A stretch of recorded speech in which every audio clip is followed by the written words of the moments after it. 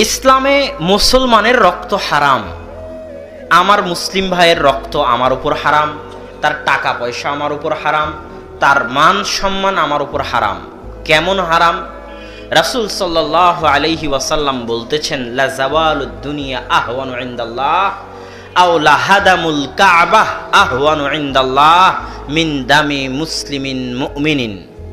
আল্লাহ সুবহানাহু তাআলার নিকটে সারা পৃথিবীর ধ্বংস হওয়ার চাইতে একজন মুসলমানের রক্ত বেশি দামি।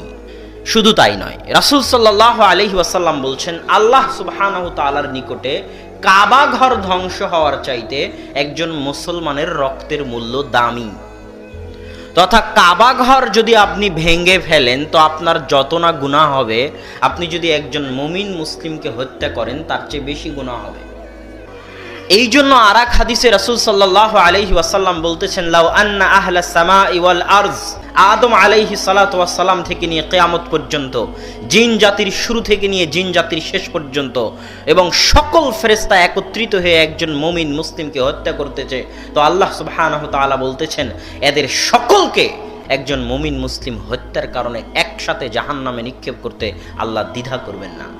এটা একজন মুমিনের রক্তের মূল্য।